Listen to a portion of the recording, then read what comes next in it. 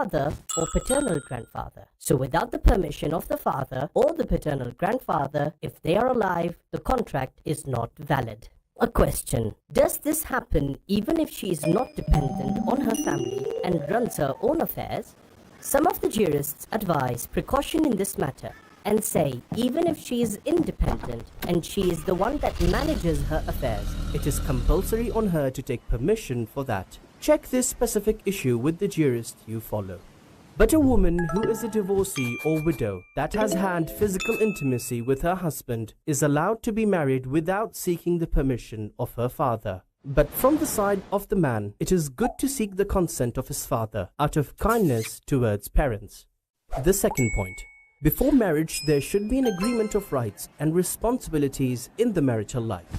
Islam has provided rules for marital relations, clarifying the obligations for a couple. Many Muslims accept these rules the way they are, but both have freedom to rearrange some of the rights and duties and add some new points.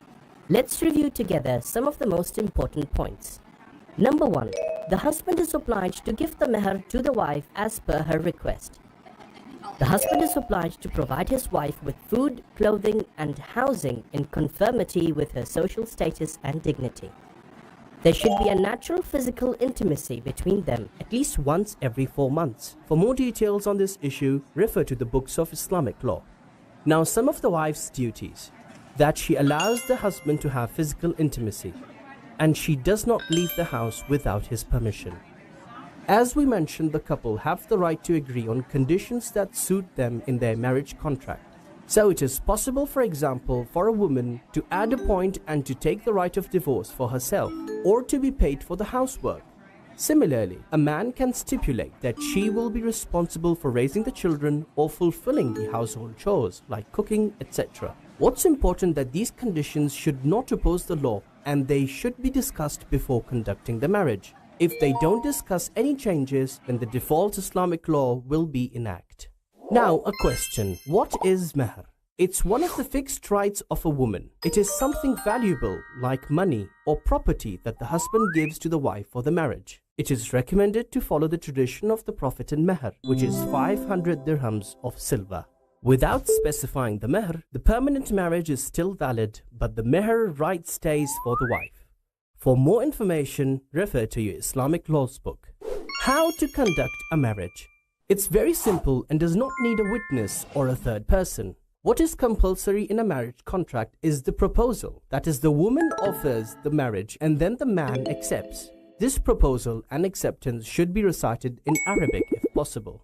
As an example, let's conduct a marriage. A woman says to the man, "Zawajtuka nafsi ala mehr al-ma'lum wa shurut al-ma'luma," which means, I offer myself in marriage to you for the specific meher on the specific conditions. And the man says, "Qabiltu," which means I accept it. And according to some jurists, the other way is also allowed. This means the man will say, "Atazawwajuki ala mehr al-ma'lum wa shurut al-ma'luma," I marry you for the specified meher. And the woman says, "Qabiltu."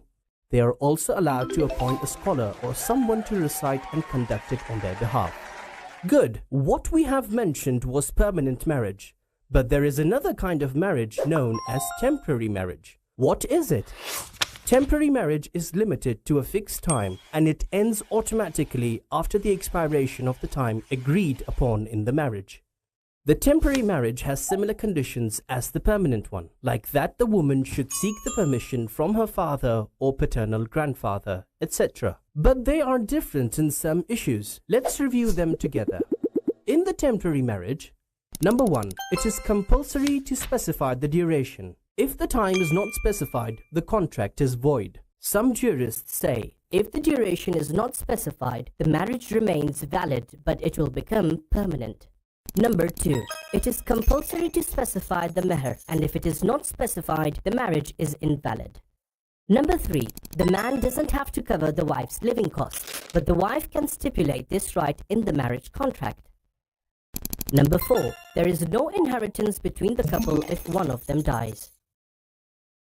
Number 5, according to some jurists, a Muslim man who has a permanent wife is not allowed to get married temporarily with a woman of Ahlul Kitab or the people of the book.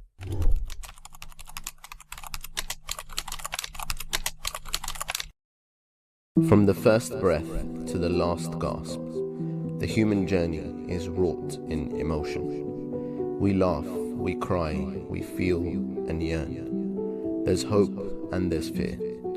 But for many, love precedes them all. The purest of emotions, the deepest of feelings, the essence of being. It's impossible to describe. Our hearts beat for it. It drives us. It inspires us.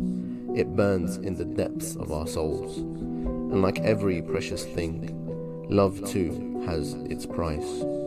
Alas, grief is the cost of love. And the only cure for grief is to grieve. Because woven into the very fabric of the human psyche, love manifests in tears. While some grief subsides, study the world and look for tears that never run dry. Go as far east as possible until you appear in the west. Look and look again. It is only the tears of the Prophet himself that continue to this day. Just like the well of Zamzam, the grief of the Prophet continues its flow. Go to An-Nishapuri, Ibn Abi Shayba, Ahmad bin Hanbal, Tabarani, Suyuti, Tirmidhi, and many more from our brothers. Various traditions narrated by different individuals who would find the Prophet of God with his grandson Hussein as tears ran down his face. He would say, Jibreel has informed me my nation will kill this son of mine. In Mustadrak al-Wasa'il, the Prophet says, the martyrdom of Hussein burns like a fire in the hearts of the believers, a burning which will never subside. The heat from this fire has threatened so many. They mock and throw accusations. They accuse us of pretense, of feigning grief. Through fear and unease, mourners of Hussein have been attacked and killed. But whatever they try, this fountain of love continues its flow. Our cultures may vary, some actions may be hard to understand. What suits some may not be for all. I can't judge you or your way. Hussein belongs to us all, Christian, Hindu or Jew. Who am I to look down at what works for you? Each nation expresses in its own way, for the master of martyrs is not limited in any way. We couldn't be there on that day, but let these tears join the stream of love that began with the Prophet. Let them carry me when I'm all alone. Let them carry me to my master Hussein.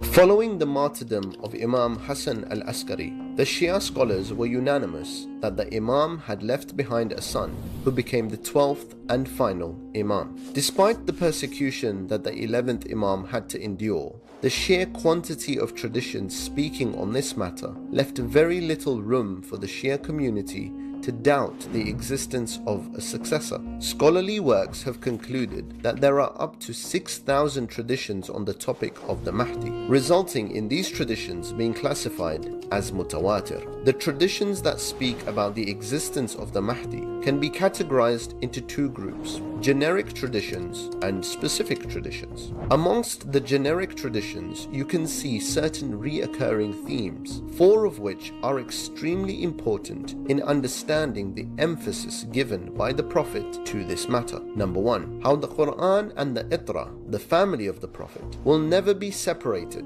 until the Day of Judgment. A tradition reported by all Muslims, also known as Hadith Thaqalain. In this tradition, the Prophet vividly emphasizes that the Quran will never be separated from the Itra, which means that if the Quran has remained, then so too has the Itra. Number 2, the traditions that speak of the Muslim nation having 12 continuous leaders and that the Mahdi will be the last of them. For example, the Prophet is reported to have said numerous times that there will be 12 leaders of this nation, just like the number of the tribes of Bani Israel. These 12 leaders were described to be one after the other, without any gaps. Number 3, that the faith of a Muslim depends on recognizing the Imam of his time, and that failing to do so means one would die in the status of those in the pre-Islamic era of ignorance. These set of traditions indicate two things. Firstly, that the belief in the Mahdi isn't a trivial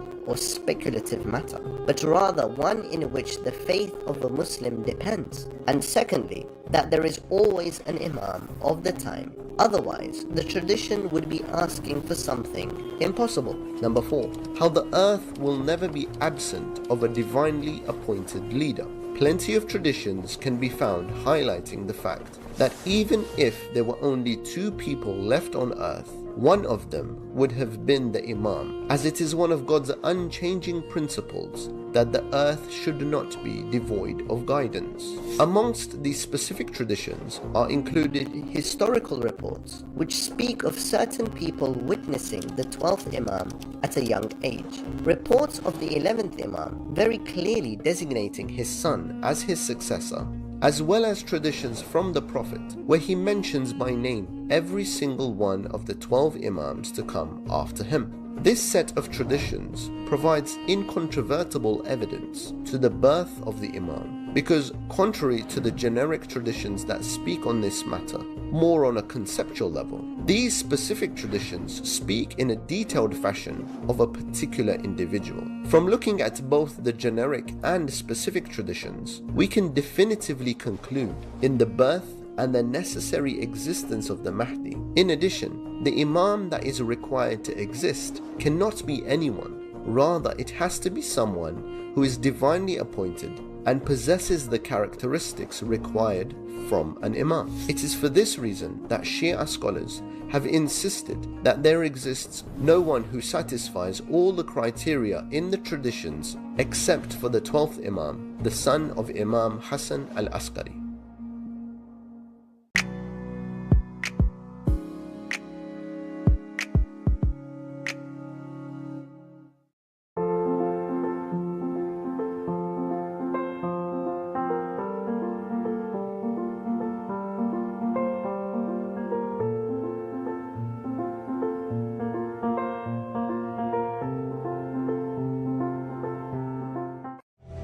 There are roughly 153 million orphans worldwide. Every day, an estimated 5,700 more children become orphans. Alone, scared, and vulnerable. It's up to us to reach out to orphan children and show we care. Sponsor an orphan and give a child the best chance in life. Visit www.thehopeappeal.com. Introducing Iman Bookstore, the Hujjat bookstore for all your Islamic literature. With over 600 titles including Al-Kafi, Mafatihul Jinan, and children's books, there's something for everyone to brighten their homes. Visit www.hujjatbookshop.co.uk now.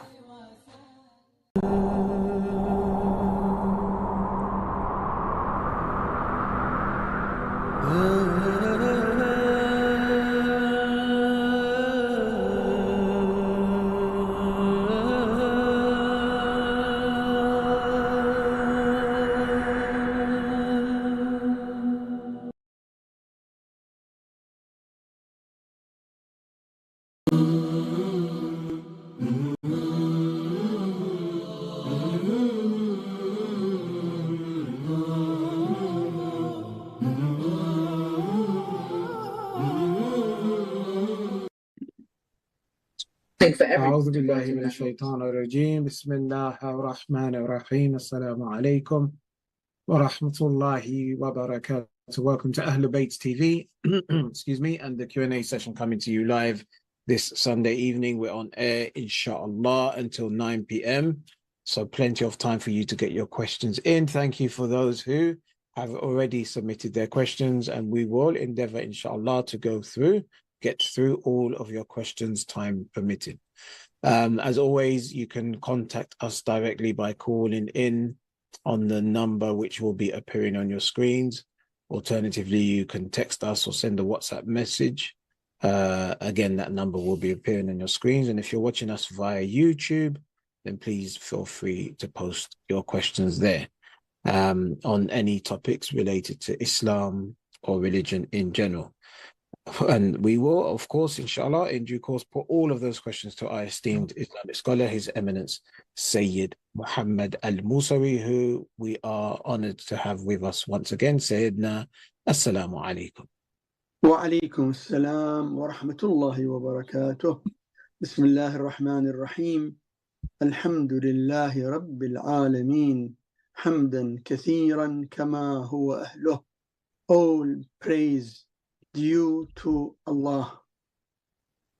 Whatever we praise Him, we are still unable to praise Him enough, because His bounties are countless and unlimited, and our thanking is limited. We thank Him day and night, admitting that we are not doing our job or duty to thank Him, and we seek His help to keep us with His grateful servants, those who thank Allah always. We salute with the best salutations the most humble servants of Allah, Muhammad and his progeny, Ahlulbayt, alayhim as-salam. Some people ask, why Shia say that if Ahlulbayt were not there, Allah would have not created the whole world? This fact is clearly mentioned in Hadith Al-Kisa. Hadith Al-Kisa, which is very authentic hadith. Jibreel alayhi salam came from Allah and conveyed the message to the Prophet Muhammad, peace and blessing be upon him and his holy progeny, and with him Ali alayhi salam, Fatima alayhi salam, Al-Hasan alayhi salam, Al-Hussein alayhi salam. And he told him, إني ما خلقت سماء مبنية ولا أرضا مدحية, but only for you. Means, if Ahlul Bayt were not there, Allah would have not created the whole world. How can we understand this fact? Of course, Allah creates whatever He wants.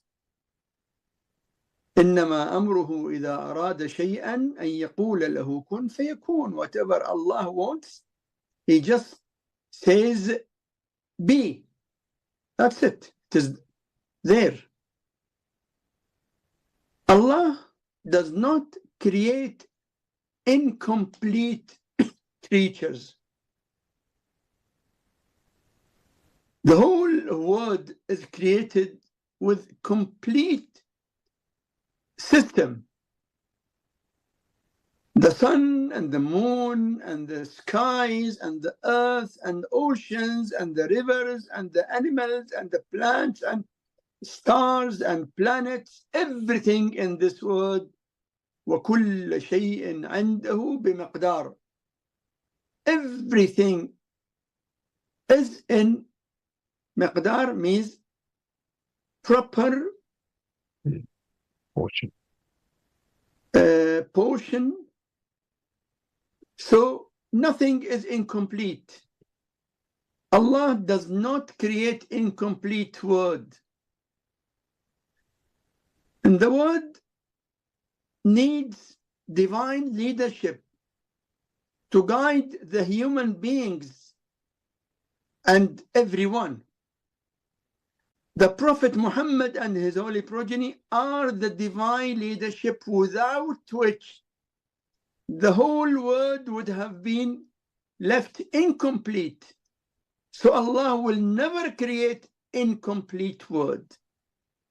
This is the meaning which we understand that if Ahlul Bayt were not there, if Allah did not create Ahlul Bayt, Allah would have never created the universe, because they are the divine leadership which is compulsory to create the whole world. Of course, Allah decides what to create and whom to create, not Ahlul Bayt. Ahlul Bayt are the most humble creatures, the most humble servants of Allah. But our faith that if Ahlul Bayt were not being created by Allah, Allah would have never created anything else.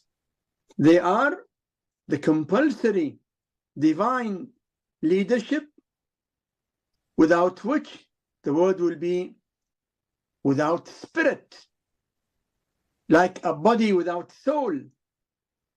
Ahlul Bayt are the guide which is compulsory to guide the whole world. Allahumma salli ala Muhammad wa ali Muhammad wa ajil farajahum. Okay, thank you. I'll move on to one of the first questions I have here. This question comes from a Sunni brother. He's asking you to clarify whether Imam Hussein alayhi salam was a Sunni or Shia. Imam Hussein alayhi salam is the Imam, the divine leader of all Muslims. Every Muslim who believes in La ilaha illallah Muhammadur Rasulullah, Imam Hussein is his divine leader. That is a fact. He is above being follower of any sect. He is to be followed by every Muslim.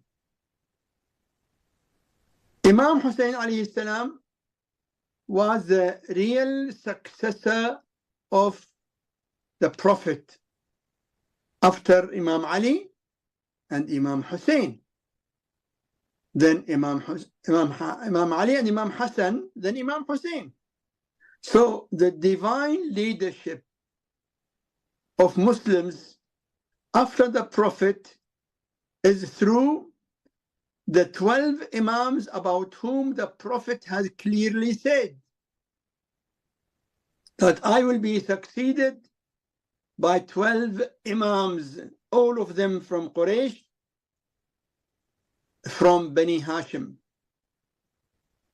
So this is a fact that every Muslim should follow Imam Hussein. But look at Muslims and look at those who killed Imam Hussein, and look today at Muslims. How do they respond? How do they respond to the tragedy of Karbala? You will know which Muslim is with Imam Hussein and which Muslim who does not care. Even there are some Muslims who are against Imam Hussein because they are supporters of Yazid and the group of Yazid. Imam Hussein alayhi salam was the fifth of Ashabul Kisa, who have been mentioned in Quran. إنما يريد الله ليذهب عنكم الرجس أهل البيت ويطهركم تطهيرا. Shia Muslims believe in Imam Hussein and they take religion from Ahlul Bayt after the Prophet, while non-Shia Muslims, they believe in general that Imam Hussein was a great man, But in their day-to-day religious practice, they take it from XYZ, not from Ahlulbayt. Shia Muslims, when they do anything, they rely on authentic prophetic narration which came through Ahlul Bayt. Shia Muslims believe that obeying Ahlul Bayt is like obeying the Prophet. Disobeying Ahlul Bayt is disobeying the Prophet, which is disobeying Allah.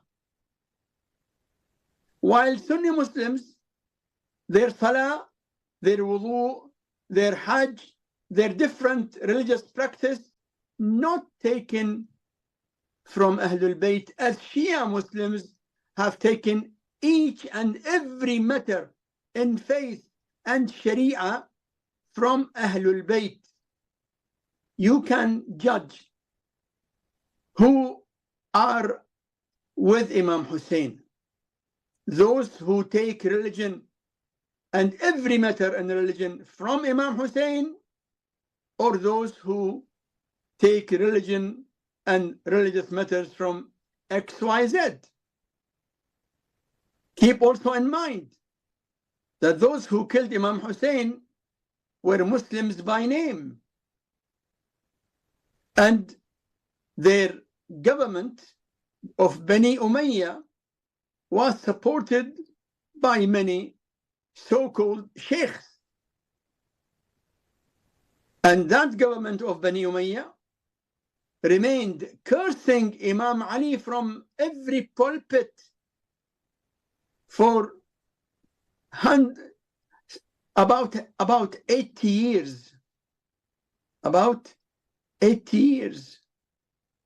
So you can now see who is with Imam Hussein and who is not really with Imam Hussein alayhi salam, because the criteria is the following: not only the claim to respect or to love. No.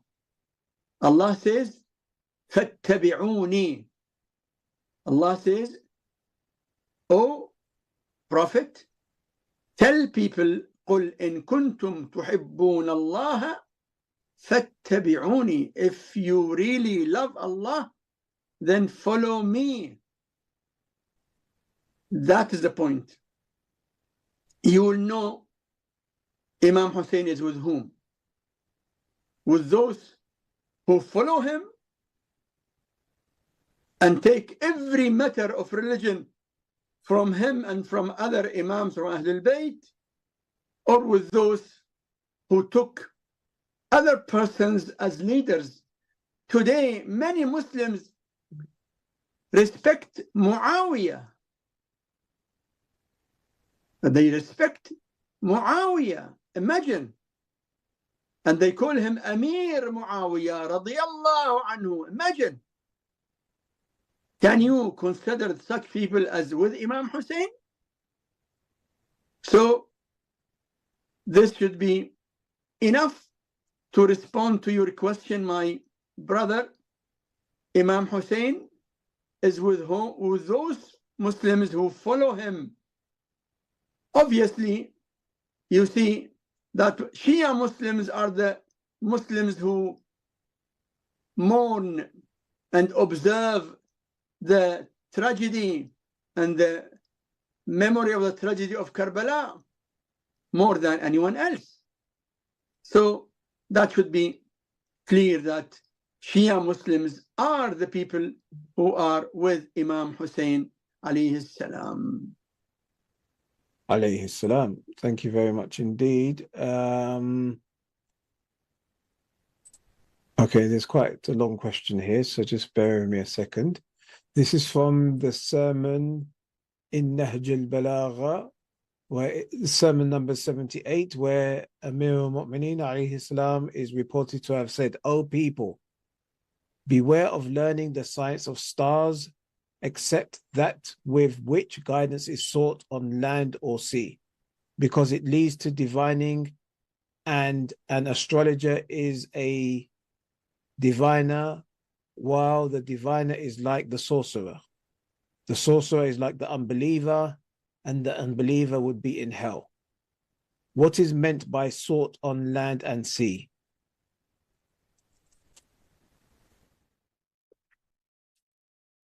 Land and sea, those who need to travel in land and sea, they need to study the position of the stars to know the directions. So that is something practical for them while traveling or sailing. And in Quran, Allah mentioned, وَبِالنَّجْمِ هُمْ يَهْتَدُونَ. So studying the positions of the stars is useful in knowing the directions in the traveling in land and sea. Okay, and then there was a second follow-up question, and that is on the same topic.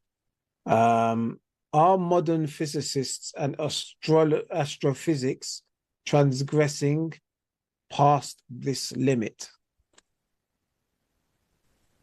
Are physicists and astrophysics, or physicists, I guess, transgressing past this limit? Those of course, many of them are. Many of them are.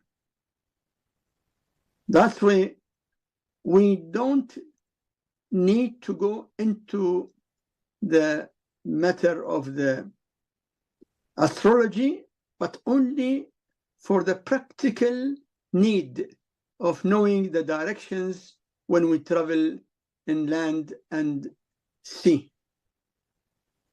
What about those who are studying just to understand our universe or the multi-universes, understanding the world beyond what we see and know, you know, from that perspective? That is good for knowledge, but not to, you see, to seek knowledge is good. But the question, how to use that knowledge? Seeking knowledge is always good, as far as knowledge is useful. Because sometimes knowledge is useful, sometimes knowledge is not useful. In Quran we read, وَيَتَعَلَّمُونَ مِنْهُمَا ما يفرقون به بين المرء وزوجه ويتعلمون ما يضرهم ولا ينفعهم. Sometimes knowledge is useful, sometimes is not useful. How to use it? How to use the knowledge? Yes, please. Okay, what is the evidence? So there's a series of questions. We might not be able to deal with all of them because I have a few.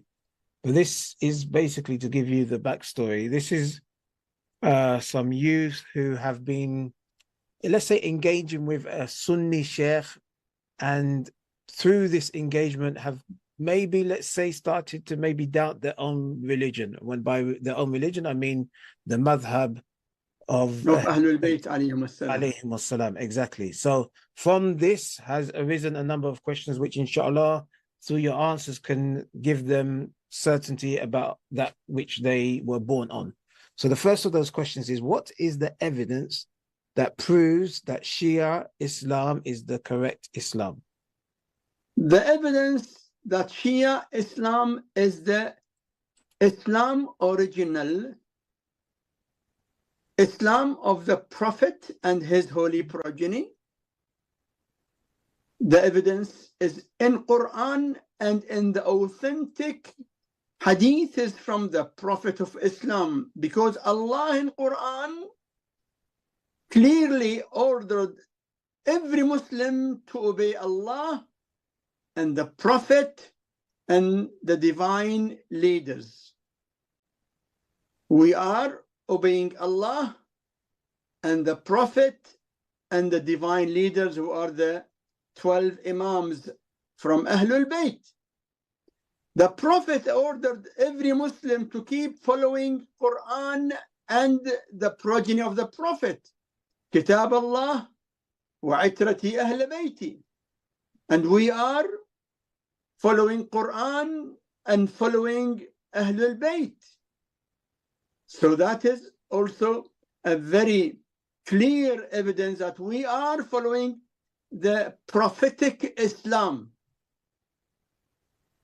Because after the Prophet, some Muslims diverted from the prophetic Islam, means the original Islam, and went after some politicians who took over the government from Saqifa onward. The people of Saqifa had big role in diverting and changing many things in the Islamic teachings, and that can be found in Sunni books. In Sahih Muslim, there is a narration from Anas. Anas was a well-known companion after the Prophet of Islam. He lived for a while, many years. Anas was not praying Salah with the Jama'at of the general public of Muslims in the masjid. It is narrated in Sahih Muslim. They asked Anas, why don't you pray with the general public of Muslims? He said, no, because people have changed the Islamic teachings. They told him, even Salah was being changed? He said, yes, even Salah was being changed. So the politicians who kept Ahlul Bayt aside and did not want Muslims to follow Ahlul Bayt for their own political gains, they promoted instructions or rules which were away from the real Islam. We, the followers of Ahlul Bayt, are still and will remain, inshallah, till day of judgment, following the real teachings of Islam narrated by the most authentic source, who are Ahlul Bayt. Other Muslims, with due respect to every Muslim, they say that yes, we are following the Sunnah. We say no, you are claiming. You are claiming. We are following the real Sunnah of the Prophet. You are following narrations, among which many were being fabricated for political reasons. And if you read the books of Sunni brothers, you will find how many actions which are being practiced were initially fabricated for political reasons. One of the actions among non-Shia Muslims is Taraweeh. You find it almost wherever you go. In the month of Ramadan, among non-Shia Muslims, Taraweeh is nothing but a bid'ah, innovation. Even leading Sunni ulama say that the Prophet never performed Taraweeh. Even we don't have this name Taraweeh in any authentic hadith at all. It was created politically by a ruler for some reason. So when we say that we are following the real Islam, Islam which is the unchanged Islam, we call it the prophetic Islam. We have authentic evidence. Otherwise, other Muslims who are following Saqifa, they should come with any evidence from the Prophet or from Quran ordering them to follow the Saqifa people. No evidence at all. Saqifa leadership was fabricated and was enforced on Muslims just for political reasons. Otherwise, it is very obvious for all those who know ABC about the history of Islam and the authentic hadiths that the Prophet has openly said in the day of Ghadir, 70 days before his departure from this life, he said, for whomsoever I am the leader, I am the master, Ali is his master. Who is following Ali? Is the real Muslim. He is following the real Islam.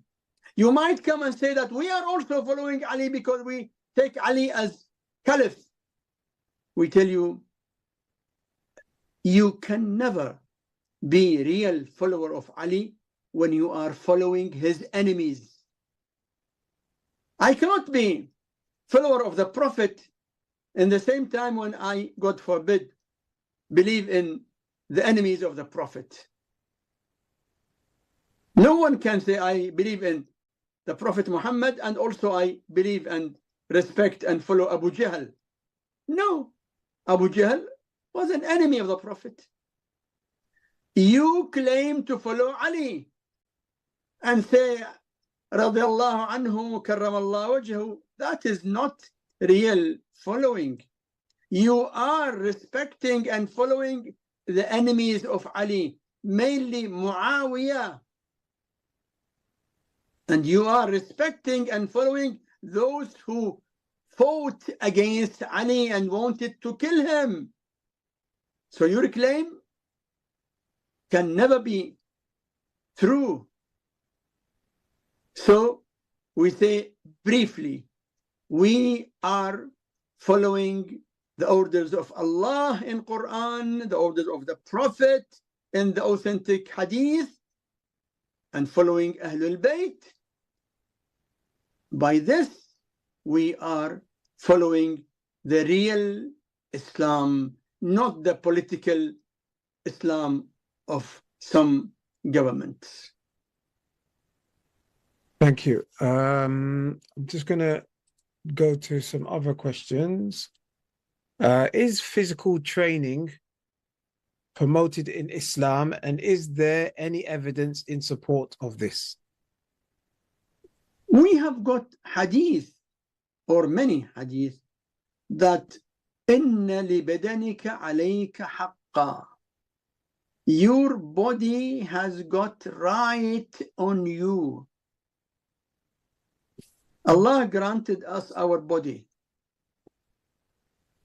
We need to look after our body by the exercise, by training, by healthy habits.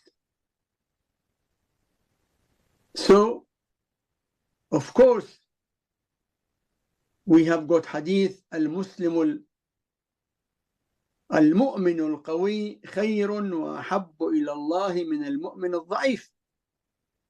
The believer who is strong is better and more beloved to Allah than the weak believer. So we are responsible to look after our bodies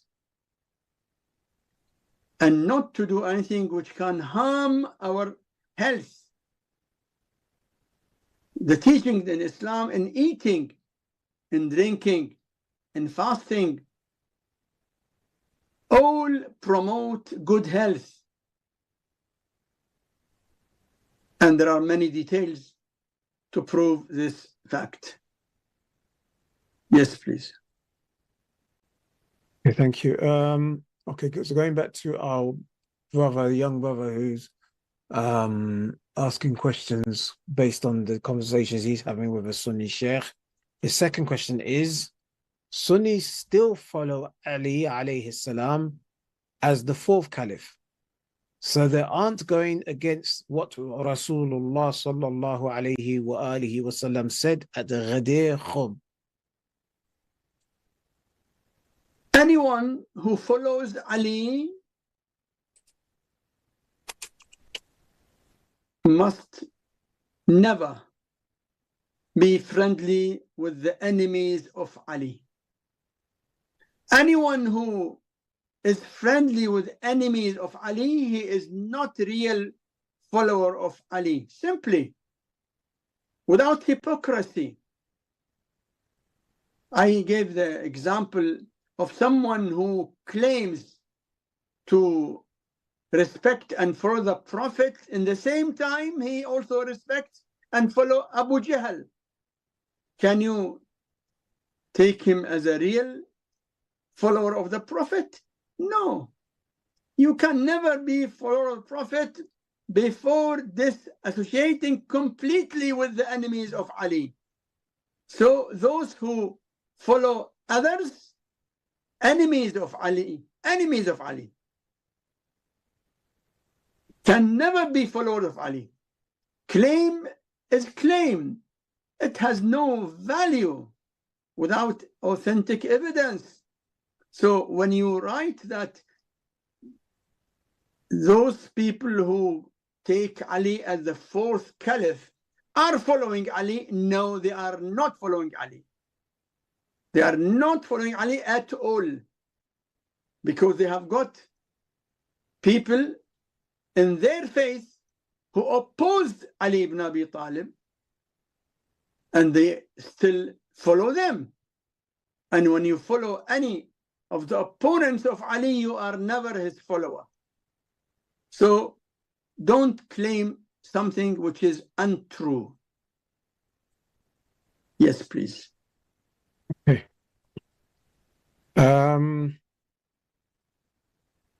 Why did the world not end yet?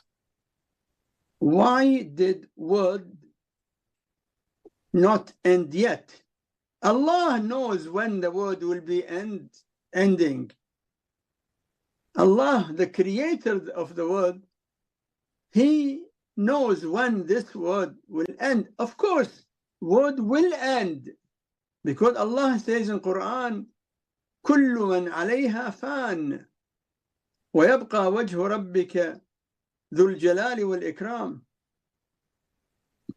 When world will end, Allah knows. But now we wait for the final victory of Islam, which was promised by Allah. ليظهره على الدين كله.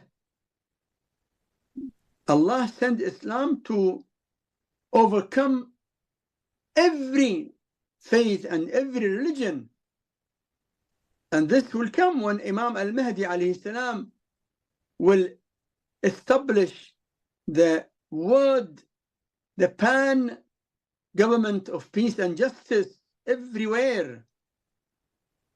Word will not end before the final victory of Islam by the reappearance and the government of Imam al-Mahdi alayhi salam. Pray to Allah to keep us with his sincere followers, and pray to Allah to keep us with the sincere servants of Allah. When the word ends, we should go to the paradise, not hellfire. May Allah keep us with the sincere followers of Muhammad and his holy progeny, and those who serve Imam al-Mahdi alayhi salam and have the victory of being with his sincere servants, inshallah. Inshallah. I'm a dad to a daughter of 15.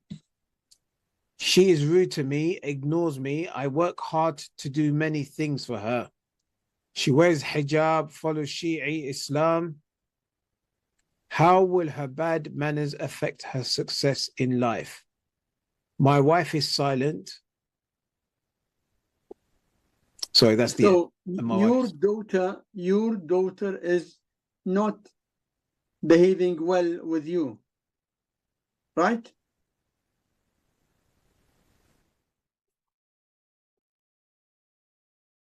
Okay. Of course, it is unfortunate to know about this situation, but this can be one of the effects of the non-Muslim society, non-Muslim atmosphere. In the non-Muslim, especially Western non-Muslim atmosphere does not care for respecting the parents or the relatives, mainly the parents. So if your daughter lives in Western non-Muslim atmosphere, she might be affected by the atmosphere. We tell our young people, never deal with your parents without respect. Never deal with your parents like opponents or like people who are at your own age. No. We have been told in the authentic hadith that deal with your parents like sincere servants. You are a sincere servant for your parents. Never argue with them, even if the parents do wrong to you, even if the parents are non-believers. We are responsible to deal with them nicely, with respect, and serve them. So your daughter who is not treating you well should be told by her friends to think again. Not only Akhirat will be problematic, even this dunya will be problematic. Anyone who does not treat his parents in a nice way, his life here will be terrible, and Akhirat will be more terrible. But if you tell them, if you tell your daughter, she might not accept. If you know her friends who can tell her, that might help, inshallah. And you pray, being a father or a mother, pray for their hidayah, guidance. Your dua has a value, being a parent. May Allah guide us and guide all our young people and all the mu'mineen and mu'minat and their children. Inshallah. Okay. The question I asked you a little while ago about the fourth caliph and then other Muslims, Sunni Muslims, follow the fourth caliph. There's a follow-up question to that, and that is, Sunnis also believe the Prophet's family are pure. So there's no contradicting the verse 33:33. This is a claim.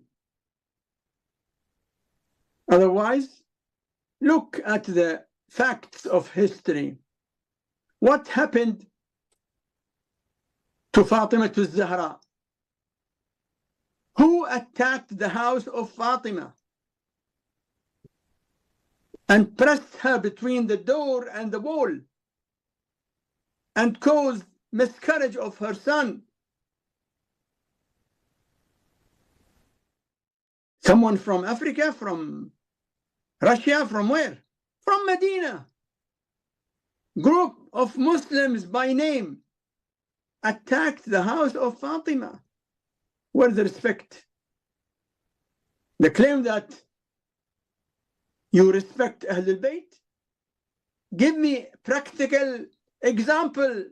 What happened to Fatima? What happened to Imam Ali alayhi salam? Who killed him? A non-Muslim? No. Abdul Rahman ibn Muljam al-Muradi, a person, Muslim by name. Many like him are existing now in Parachinar in Pakistan. They are killing Muslims because they love Ahlul Bayt. And they kill the lover of Ahlul Bayt with Allahu Akbar. Still they claim that they love Ahlul Bayt. What happened to Imam Hassan alayhi salam when he was being given poison by Muawiyah, your Muawiyah, your Amir Muawiyah, whom you call radiyallahu anhu, your leader who killed Imam Hassan, the grandson of the Prophet. Then one well-known woman did not allow Imam Hassan to be buried in the house of the Prophet, and he was entitled because the house of the Prophet goes to his daughter Fatima, and Imam Hassan was son of Fatima, so he was an owner by inheritance, the house of his mother. Where's the respect in throwing the coffin of Imam Hassan with arrows? And look at the respect of non-Shia Muslims to Imam Hussein, what they did in Karbala, the tragedy of Karbala, which cannot be believed. Where's the respect? And look at all the Imams from Ahlul Bayt. No single Imam passed away natural death. All of them were being killed either by sword or by poison. Where is the respect? I want you to go through a book written by a Sunni. Book's name is Maqatil al-Talibiyin. Maqatil al-Talibiyin. The killing or the murder of the grandchildren of Abu Talib. This book was written by Abu al-Faraj al-Asfahani.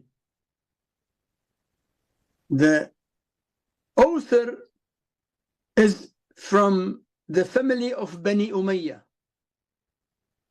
He compiled how prominent personalities from Ahlul Bayt were being killed. About 200 personalities, all of them from Ahlul Bayt. Not the 12, but their children and grandchildren. He compiled. Look at that book. Why Ahlul Bayt were being killed by people who claim to be Muslims. Of course, non-Shia Muslims. That shows you also the so-called respect that you people have for Ahlul Bayt. So don't make false claims. No. Ahlul Bayt were being victimized, were being killed, tortured by people who had the title of Islam. Unfortunately, non-Shia Islam. Yes, please. Okay. Are martial arts promoted in Islam? If so, what about competing in them? What about competing in martial arts? Martial arts are, of course, encouraged. Of course, encouraged in Islam. We have got hadiths to teach our children swimming and riding horses and the throwing of arrows, الرماية والسباحة وركوب الخيل. Yes, it is good. Of course, nowadays, because Muslims live in different countries, it should be within the frame of the law of the land. Yes, please.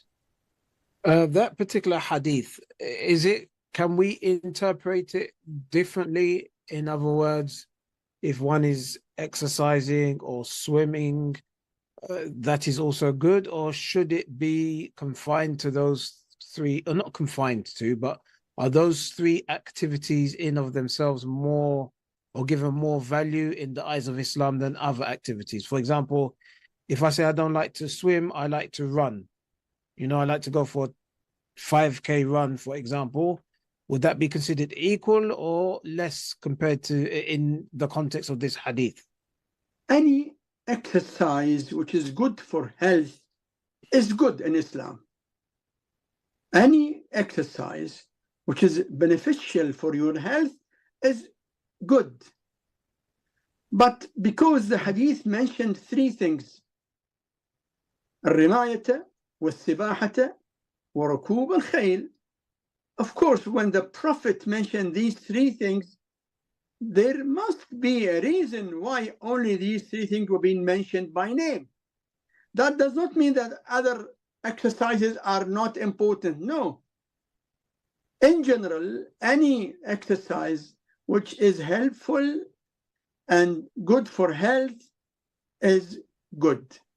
Yes, please. Okay.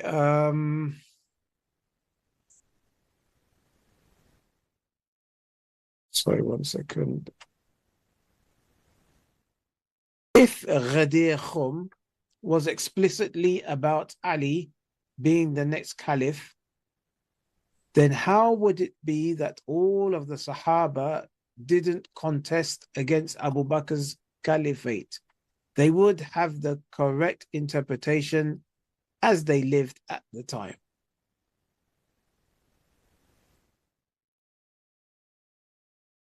If you read the circumstances of Saqifa, how Saqifa was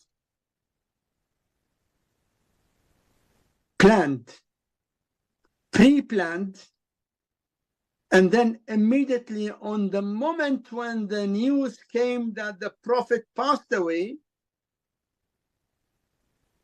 what happened? In one side, Umar started shouting, anyone who says that the Prophet passed away, I will cut his neck. The Prophet didn't die. I don't know how he said that. In Quran, Allah says, إِنَّكَ مَيِّتٌ وَأَنَّهُمْ مَيِّتُونَ. Allah is telling the Prophet, you will be dying and everyone is dying. Why Umar shouted that anyone says that the Prophet passed away, I will cut his neck? Something behind the scene. Immediately, the Prophet has not yet been buried. They went to Saqifa and they made arrangement with a very well-known tribe of munafiqs, Bani Aslam. And they called Bani Aslam to enter Medina and occupy it. 4,000 from Bani Aslam occupied Medina, and the Prophet was not yet buried. And by force, everyone was being forced to accept the leadership of Saqifa. A great, well-known Sahaba like Abu Dhar, Salman, openly rejected. They came to the house of Fatima and Ali, and both they had with them the fire to set fire in the house. So the announcement of Ghadir was for the leadership of Islam and Muslims after the Prophet, no doubt. But why companions did not object on Saqifa? The reply is fear. Fear. When a personality like Fatima can be attacked and her house can be burnt, then others can do what? It was something enforced, compulsorily enforced on people for nothing but political reasons. Yes, please. Okay, thank you. Okay,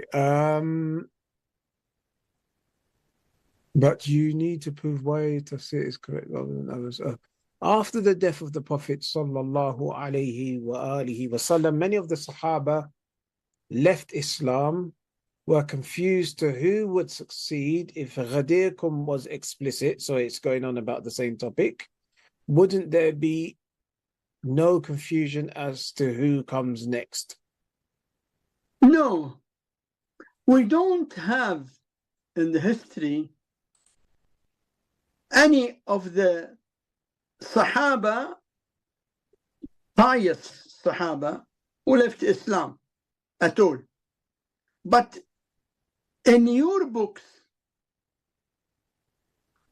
after the passing away of the Prophet, some tribes among Muslims, they rejected to pay zakat and khums to Abu Bakr. They said, we have given allegiance in front of the Prophet to Ali by order of the Prophet. So how come we give the dues to someone else?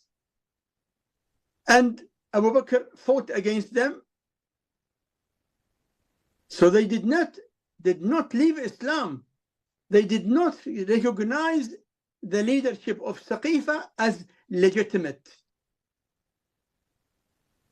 Otherwise, the leadership of Amir al-Mu'mineen was known to the Sahaba. We have got in Sunni books that Ali alayhi salam, in a place called Rahba, with number of Sahaba were present, he told them, anyone from you who witnessed the Prophet saying, Man kuntu mawlah fa aliyun mawlah, should give witness now. And many of Sahaba said, yes, I have seen. Yes, I have heard. Yes, yes, yes. Many of them. So the fact that Ali alayhi salam was the commander of the believers by order of Allah and the Prophet was known to people despite the political situation which was against Amir al-Mu'mineen alayhi salam. In fact, that situation was even before Ghadir, when Allah ordered the Prophet to declare the leadership of Ali. Allah told him, بلغ ما أنزل إليك من ربك وإن لم تفعل فما بلغت رسالته والله يعصمك من الناس. Convey what is being revealed on you from your Lord. And if you don't convey it, as if you did not convey any message from Allah. And Allah will protect you from the evil of people. Which means that the Prophet was facing evil from people who did not like Ali. Why? Because Ali was the man who killed the chiefs of the tribes. Qattal al-Arab, the heads of Quraysh, killed by him. Heads of other tribes, all the heads of Kufr and Shirk were killed by whom? By Ali. That's why their tribes didn't like Ali. He killed the enemies of Allah for the sake of Allah. And he has to pay after that. So it was a clear fact that the Prophet of Islam, appointed by order from Allah Ali alayhi salam as divine leader of Islam and Muslims. Even Ibn Taymiyyah, as you know, Ibn Taymiyyah is well-known opponent of Ali and Fatima. Ibn Taymiyyah, who is the godfather of the Wahhabis, godfather of the ISIS, godfather of the Taliban, godfather of almost majority of the terrorist groups. Wherever you go, this Ibn Taymiyyah, well known, the enemy of Ahlulbayt, himself in his book Minhaj al-Sunnah, he admitted that Umar said to Ali, good luck, bakhin laka ya Ali, good luck to you, O Ali, you became my master and the master of every mu'min and mu'mina. Yes, please. Okay, one last question on this topic, and that is this is referring particularly to Abu Bakr, but also Umar, and then I guess Uthman as well. So I will just bear with me. It's a hadith. Sunni hadiths all point to Abu Bakr being the most pious. As an example, it says Abu Juhayfa, whom Ali used to call Wahbul Khair, said, Ali said, "Oh Abu Juhayfa, should I not tell you of the best of this ummah after its prophet?" To which he said, yes. And then Abu Juhayfa said yes, and he said that he himself, Abu Juhayfa, thought that there was no one better than than Ali alayhi salam. But then Ali went on to say that the best of this ummah after its prophet is Abu Bakr, and after Abu Bakr it is Umar radiallahu anhuma, and after both of them there is a third one, but he did not name him. And apparently this hadith is mutawatir. This is a fabricated story. Abu Juhayfa never said that. This narration was fabricated, and they put the name of Abu Juhayfa just to cover. All right? If anyone from the listeners needs details to prove that this narration is fabricated, he can send an email. I will, inshallah, send him the research done by leading scholars to prove that this narration is fabricated. Ali alayhi salam never praised those who took over his right. These fabrications have no value, because you can fabricate stories for your own political reason, but it remains fabricated.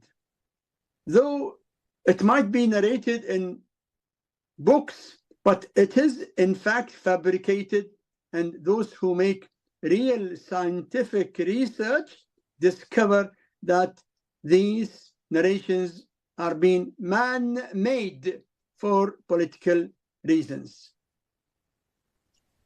Okay, thank you. Is there a problem in bodybuilding which involves bulking, as in trying to make yourself bigger, and cutting? Well, I guess I don't know how to explain cutting, but I guess cupping, yes. Yeah, Cupping. Cutting, No. and he means you know, you want to look nice, basically. You want to improve the way you look.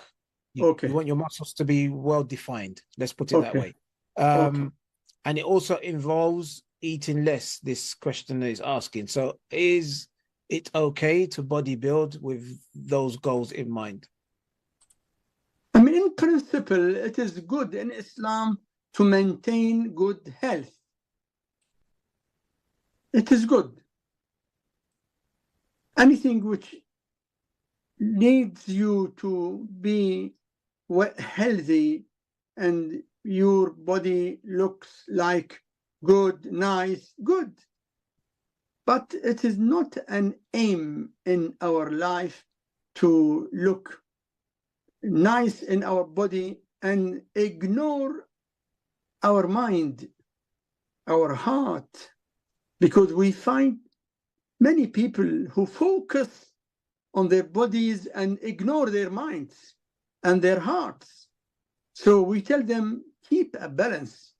As you want to have a good and nice looking body, try to use your mind, try to react with your heart, be with Allah, enjoy the taste of loving Allah, remembering Allah, serving Allah, worshipping Allah day and night as much as we can, especially the obligatory prayers.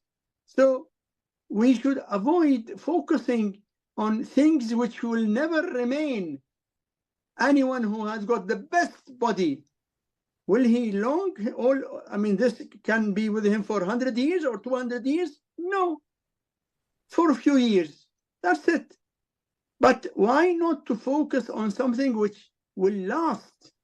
Having good brain, good mind, good thinking, good heart, good deeds. That is more important, to be more just and more fair. Okay, thank you. I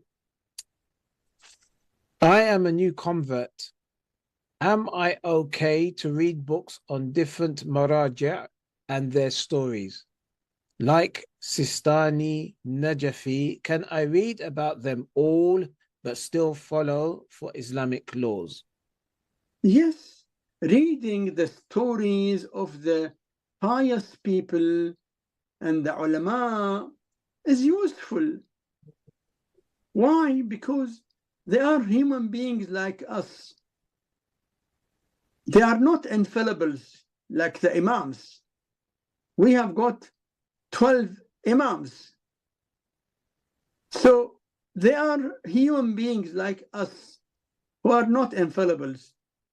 But they have reached to a high degree of piousness, love of Allah, remembering Allah, serving people. So to read about their life has got many benefits.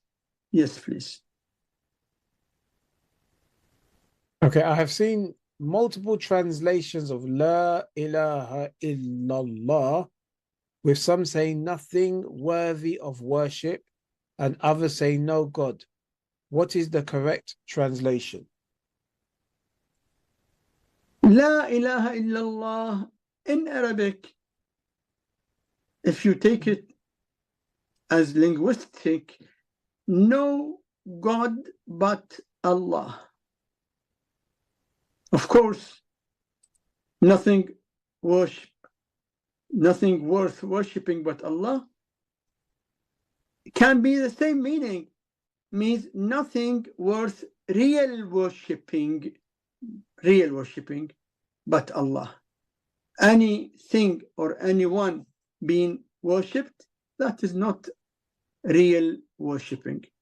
But if you ask about the translation between these two versions, either one or the other, yes, there is no God but Allah. Yes, please. Thank you. Can you provide examples from the life of the Prophet, peace and blessings be upon him and his holy progeny, that to demonstrate how he never imposed himself on people?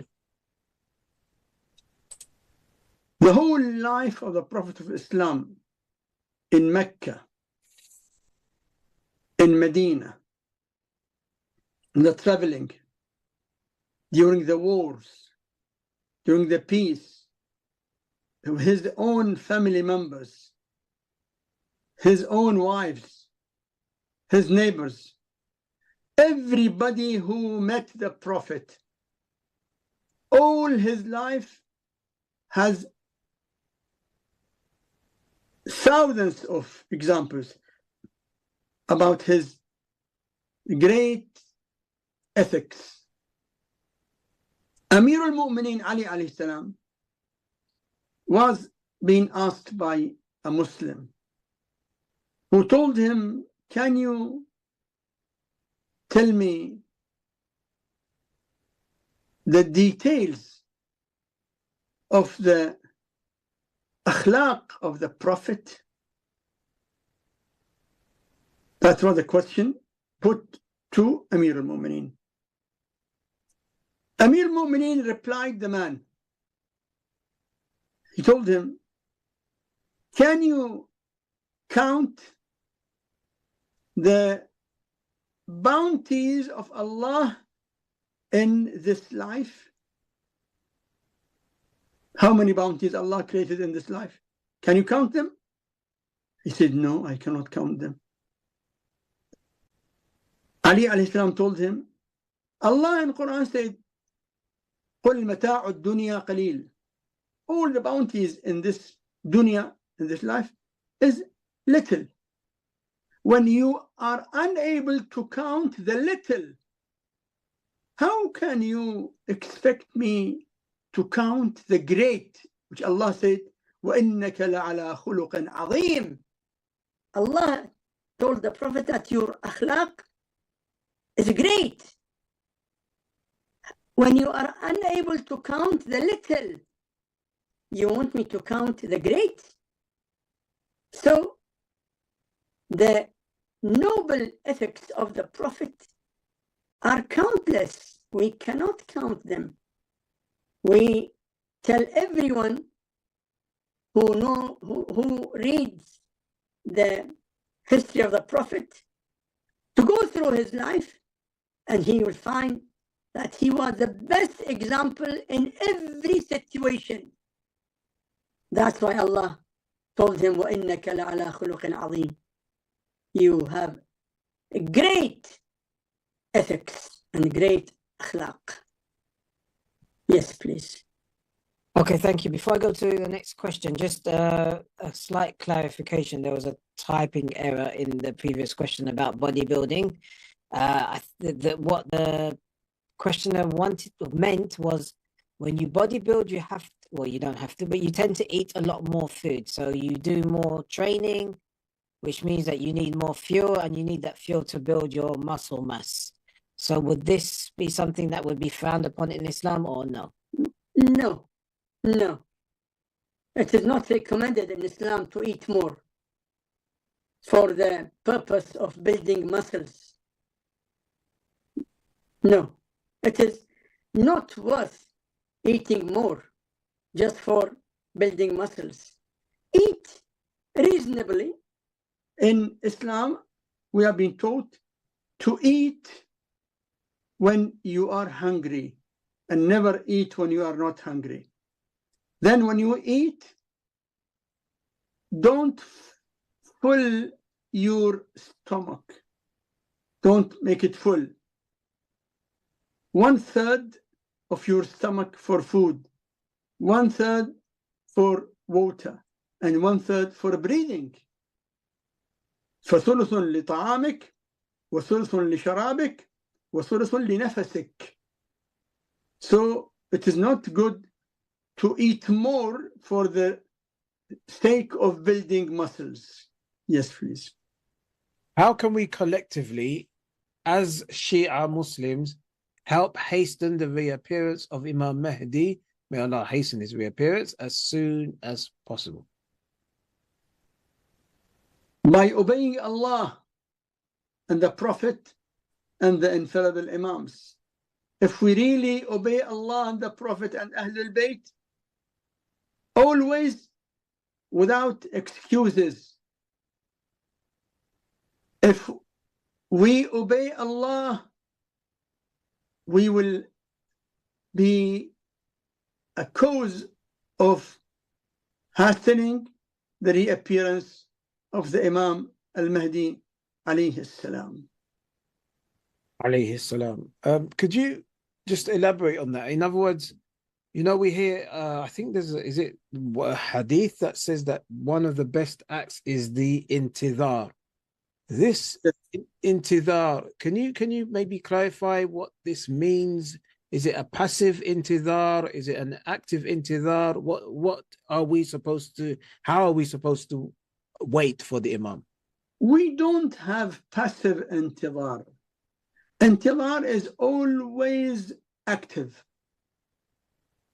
If it is not active, if it is passive, then it is not intidhar. Not intidhar. Intidhar means waiting for the reappearance of the Imam, not only waiting, doing nothing. Always keeping ourselves ready by abiding the orders of Allah, the Prophet, and Ahlulbayt, by keeping ourselves away from any sinful act, by obeying the Imam alayhi salam in every matter. That intidhar is from the best of the worship. Again, I say we don't have passive intidhar. Intidhar is always active. Yes, please. Just to ask, just to further elaborate on this question, we have a hadith that say that towards the end of time, it will be very difficult to hold on to one's faith. One may wake up a mu'min and go to bed as a kafir, or that holding on to one's faith will be more difficult than holding coal in one's hands. When it comes to the Imam, is it similar? In other words, will the followers of Ahlul Bayt, the sincere followers of Ahlul Bayt, find it easy to recognize who the Imam is? Because of course there will be many false claimers, and there have already been false claimers. Will it be easy for us to recognize who he is, and be easy to literally, if need be, drop everything that we're doing at that moment in time to follow the Imam? For the followers of Ahlul Bayt, it will be easy to know that he is the real Imam. You know, in the history of now more than 1,000 years, many people claim that they are Al-Mahdi. Many. Not even a single man from them succeeded, because all of them were liars. But when the Imam comes, Imam being the real Imam, he will be immediately accepted by the believers, because he has got the knowledge which no one else has. And there is link between the hearts of the believers and the Imam. When he announces from Mecca, ألا يا أهل العالم إن جدي الحسين قتلوه عطشانا. When Imam announces his reappearance, and the news will reach to the mu'mineen all over the world, all over the world. In the hadith, that the sound of the Imam will reach to every mu'min with the clouds. All will know. And all the sincere believers will believe in him.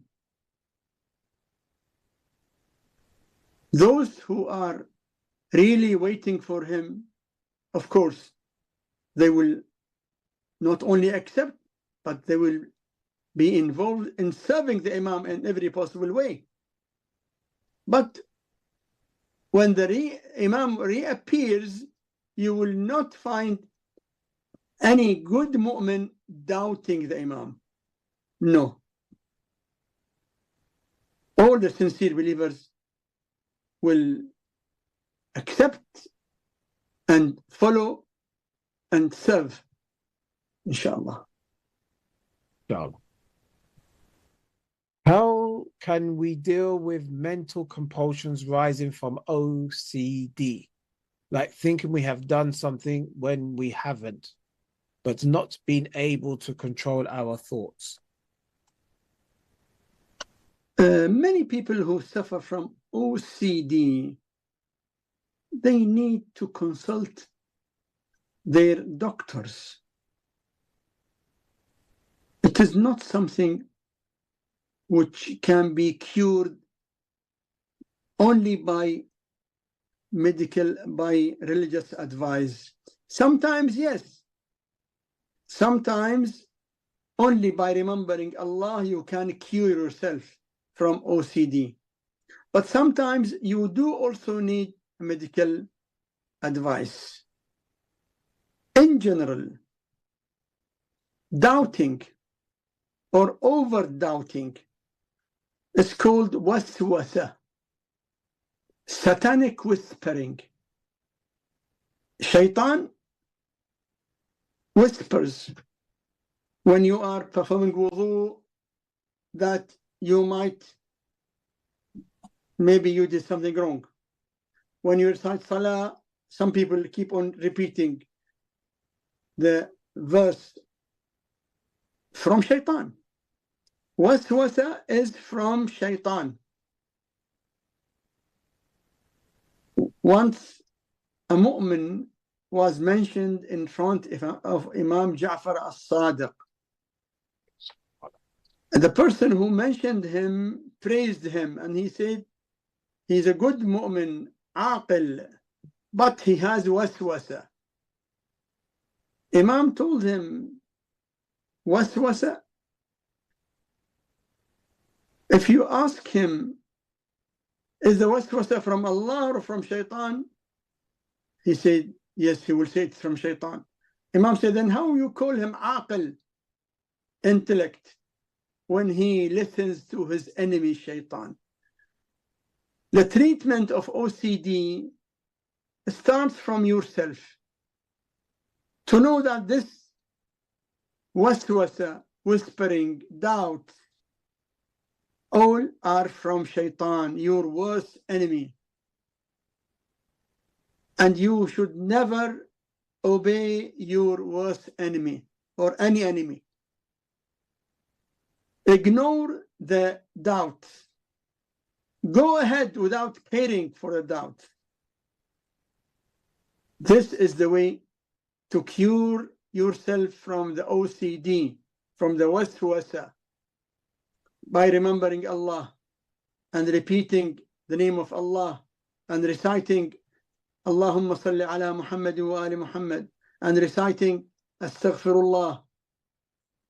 By this way, you can tackle the waswasa and get rid of this situation, inshallah.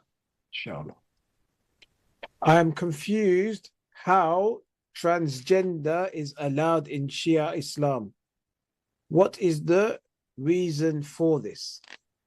Who said that transgender is allowed in Islam? Shia Islam. Who said? We don't have this in Islam. In Shia Islam, it is not allowed for a male to make himself female, nor for a female to make herself a male. That's it. Our scholars said that in some cases, a human being is born with outer male characteristics, outer male. But in the genetic construction, in the genetic, he is, for example, you know, we have got XX and YX. So XX is the female, and the XY or YX is a male. Someone is born looking like a male, but the real genetics, DNA,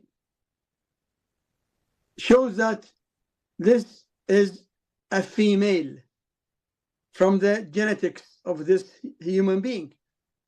Such person is called in Sharia khuntha, hermaphrodite. It is permissible to take medication or even surgery to make this person who looks like male, but his reality and his genes is female, make him look like female as proper female. So it is not changing the gender at all. It is rectifying a situation which has got abnormality and difference between what he or she looks and what is in the genes of this human being. Otherwise, it is very clear, female is not allowed to become male and male is not allowed to become female. Did Amirul Mu'mineen alayhi salam's daughter marry Umar? That is a fabricated story. That is a fabricated story. When Umar died, that child of Amir al-Mu'mineen was 4 years old. Can you imagine a daughter of 4 years to marry and to have children? Because they claim that she had a son from Umar by the name of Zayd. Fabricated story. That is a fabricated story. In short, if you want to read books about it, there is a very nice book written by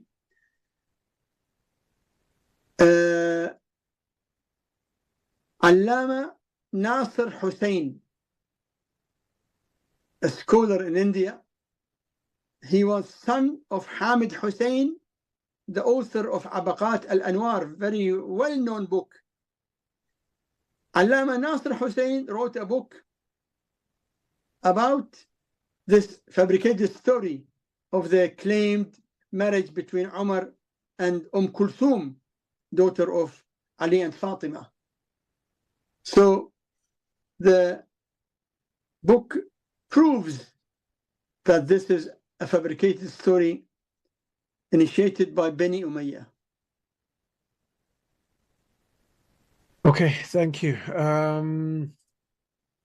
Is it permissible to provide accounting and tax services to a media company that will handle the accounts of both male and female models on a platform where they might share indecent photos with their followers? Muslims should not encourage in any way any sinner. If your work can help the sinners to commit more sins, then it will not be permissible for you to do that. So if your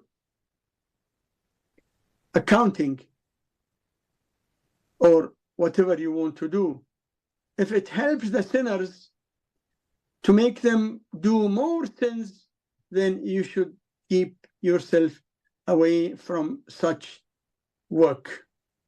Yes, please. Can I just ask, is there not, how do I put this, a concept of compartmentalizing issues here? What I mean is, if I am providing accounting services to a company, is there not a recognition Islamically of that being a halal transaction between myself and them, regardless of what their business is? Or Islam will always take into consideration what the business of the company is, and that will then determine whether my transaction is considered halal?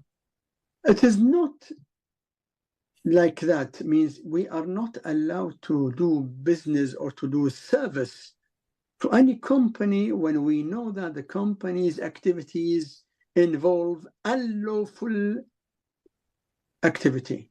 So if you know that this company deals with water and juice and beer, are you allowed to make accounts of this company? The answer is no, because making accounts for the beer business is not permissible. Yes, please. Is it permissible to use snail secretion filtrate on the face, or is it najis? Snail secretion, whether it is najis or tahir, in both cases, applying the material on the face or on the body is permissible. We are allowed to apply ointment, cream, whatever on our body, even if it is not tahir, means najis. The only thing we should do before performing wudu or salah, we have to clean it. I say that if there is an evidence that the secretion of the snail is najis, that also needs an evidence. I don't say that the secretion of the snail is najis. It might be dirty or not good for health, yes. But in all the cases, applying that secretion on the skin is permissible. If you have authentic evidence that it is najis, then wash it before performing wudu or salah. Okay, and can I ask whether, for the followers of Ahlulbayt, whether eating snails is halal? Haram. Haram, clearly. Eating snails is haram. Yes, please. Okay, thank you. Do all sins, including major sins like zina, black magic, or stealing, get automatically forgiven upon conversion to Islam? Okay, we have got hadith, al-Islamu yajubbu ma qablah. When you become a Muslim, Islam cuts off everything which was before becoming a Muslim. In this situation, if the sin was between you and Allah only, a sin between you and Allah only, Allah forgives. But if the sin includes or included the rights of others, means someone cheated someone else and took from him some money, then he became a Muslim. He must give back the rights of others. When he was not a Muslim, he did not fast. He did not pray. He used to drink alcohol. That was between you and Allah. But when you committed a sin involving the rights of others, you must give back the rights of others to them if they are alive, or to their inheritors if they passed away. Which Shia narrators can be considered reliable and trustworthy in our collection of hadiths such as Al-Kafi? Is there a book or source that provides a list of narrators classified as reliable or unreliable? You see, we have got many reliable narrators, many. In our books of Rijal, Ilmur Rijal, we have got leading narrators like Yunus ibn Abdul Rahman, like Muhammad ibn Muslim, like Zurara ibn A'yan, like Abu Hamza al-Thumali. We have got Abu Basir. So we have got many leading narrators who are authentic. Of course, the narrators are in degrees, not 1 degree. But if you ask about the top most authentic narrators, yes, it is mentioned in our books of Ilm al-Rijal. Yes, please. Okay. Did any of the Imams hold majlis every year in Muharram to remember and weep for Imam Hussein? All the Imams after Karbala.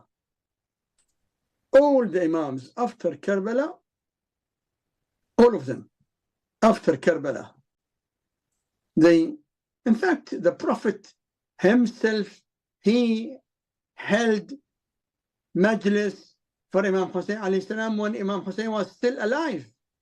Before the martyrdom of Imam Hussein, the Prophet wept on Imam Hussein on the day of the birth of Imam Hussein, and many other occasions, according to some of the scholars, at least in 20 different occasions, the Prophet mentioned Imam Hussein and wept on the tragedy of Imam Hussein alayhi salam.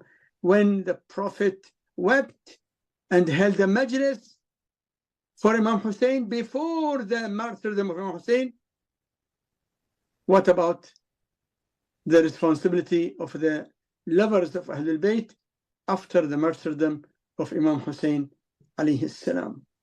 Yes, please. Okay. There's another question here. It's a similar one to I asked you, I think, last week, but I'll ask it again. In Muharram, why do Shias make Shabi of Zuljana, Tabut, and Imamas? Did any of the Imams do this?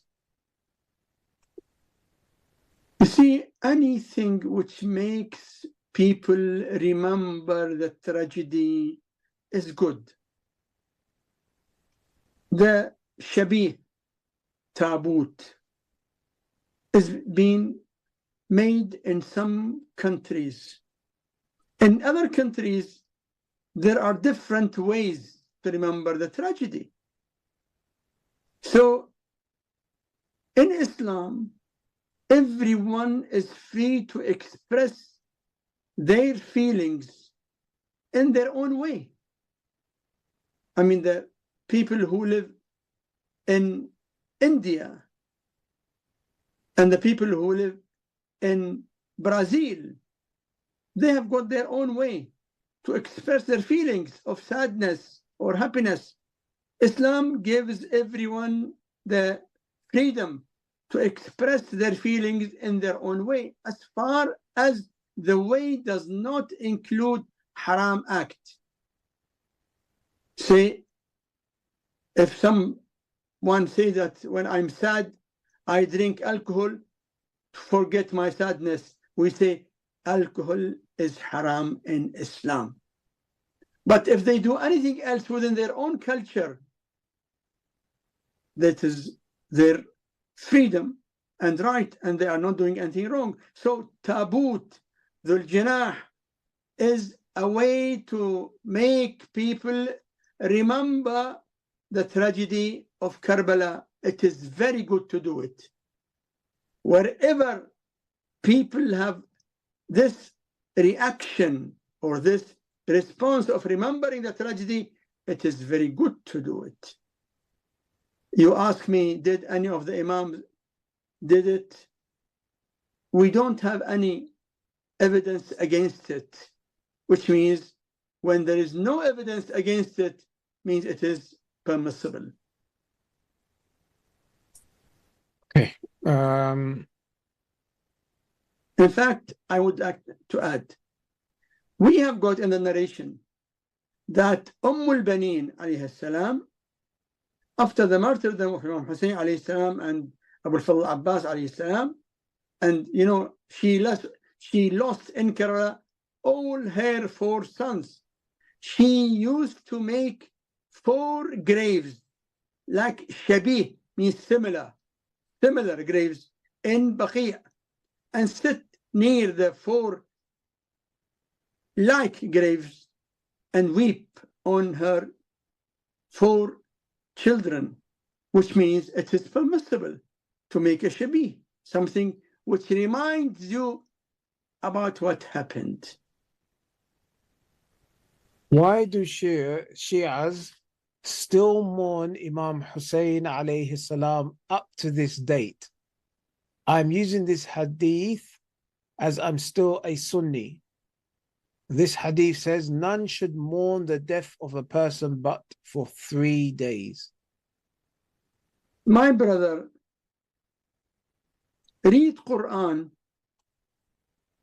You will see that Allah is ordering the Prophet Muhammad, peace and blessings be upon him and his holy progeny, to recite a majlis, وَاتْلُ عَلَيْهِمْ نَبَأَ ابْنَيْ آدَمَ بِالْحَقِّ. Allah is ordering the Prophet to recite a majlis, to inform people how the pious believer, son of Adam, Habil, was killed by his brother, who was disgraceful. What happened was in the beginning of the human history, thousands and thousands of years after the martyrdom of Habil, Allah is ordering the Prophet to recite a majlis to inform people about that martyrdom. It is not a matter of the ordinary person who passed away. In Karbala, the Prophet Muhammad and all the prophets lost their successor. Imam Hussein was not representing himself. No, he was representing his grandfather, the Prophet, and his father, Amir al-Mu'mineen, and the message of all the prophets. So his martyrdom is a tragedy for all the believers. Whenever we remember, we are more near to Allah and to the Prophet and to Ahlulbayt. And again I say, when Allah is ordering the Prophet to recite majlis of the martyrdom of Habil after thousands of years of the incident, it means that we must remember Imam Hussein, always to be with him and with his values, and to be always against the evil and the people of evil. Okay, thank you. What book or source can you recommend for a tafsir of Nahj al-Balagha? We have got many books of tafsir of Nahj al-Balagha. In Arabic, we have got many. In Persian, many. But in English, I cannot now recommend any book in English, because we have got very few publications in English about the meanings. Of course, we have got translation of the text of Nahj Balagha. Many translations are published. But a tafsir with details, I cannot recommend now anyone. But you can find in the internet. Be careful, don't take a book from a person who is not a follower of Ahlulbayt alayhim as-salam. Don't take the tafsir written by a non-follower of Ahlulbayt alayhim as-salam. On that particular point, so what is your view Because I've heard many scholars refer to him a lot. The Mu'tazili Shafi'i scholar Ibn Abi al-Hadid. Yes. Ibn Abi al-Hadid, he is a non-Shia scholar. He is Shafi'i, Sunni, Mu'tazili. You know, Sunnis have got many sects. He is Mu'tazili, Shafi'i, Sunni. His book is a well-known book, which has got a lot of details and a lot of useful details. But because he is non-follower of Ahlulbayt, I cannot at all say that whatever he has written is correct. No. In fact, in his book, he defends the idea that the less better can be the leader of the more better. Al-Mafdul al-Fadil, which is against our faith. We believe that no one can be the Imam but the best. And Ibn Abi al-Hadid is saying that Abu Bakr can be the Imam, though he is not better than Ali alayhi salam. That is his faith. But we say that Ali is the best and no one can lead the best, but only the best. He is the best, so he is the divine Imam. So the tafsir of Ibn Abi al-Hadid is well known. It has got many benefits, especially in the history events, because he collected many history events. Good to read it, but I don't say at all to take everything from it for granted. Okay, we need to wrap up soon. Just very quickly on that particular viewpoint, and I know what he believes is not exclusive to him. In other words, he's not an Uthmani Sunni. In other words, there are many Sunnis who believe that Amir al-Mu'mineen alayhi salam was the best companion. So if we have a Sunni who believes this, does this not then add weight to the claim of the Shia in the first place? Of course it adds. Of course, we have got thousands and thousands of points to add to the authenticity of our faith, that we are following the real, original, prophetic Islam. Yes, of course. We have got many Sunni scholars who pointed points which add on our authenticity as an evidence in front of others. But when they say that, we don't say that we should accept everything they said. Okay, and if I can ask you for a very short conclusion, please. I would like to remind myself and my brothers that all of us have got needs in our life, either to rely on our abilities or to rely on the abilities of the able. Allah وَمَنْ يَتَّقِ اللَّهِ يَجْعَلْ لَهُ مَخْرَجًا ويرزقه من حيث لا يحتسب ومن يتوكل على الله فهو حسبه. Anyone who relies on Allah, Allah will be enough for him. Let us rely on him. He knows our needs and he knows what is good for us. And we don't know what is good for us. We only wish and think according to our knowledge, which is limited. But he knows everything and he is able to give us what he knows good for us. So let us rely on him as we read in the dua, Ilahi kafa ilmuk anil maqal. Your knowledge is enough for me, I don't need to say. Wa kafa karamuk anil su'al. Your generosity is enough for me, I don't need to seek. Of course, we should seek. Ad'uni astajib lakum.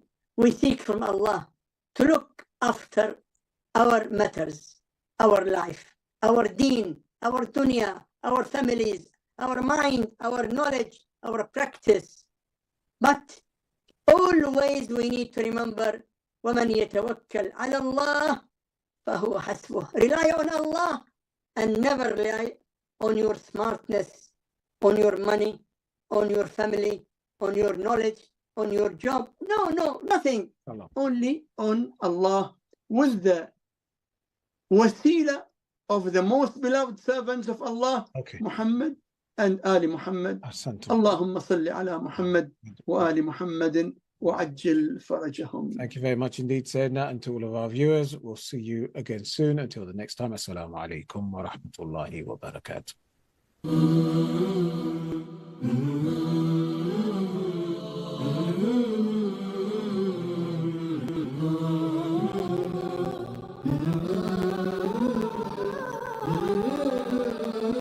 Does Islam allow Muslims to adopt a child? When we look at the Quran, we see that Prophet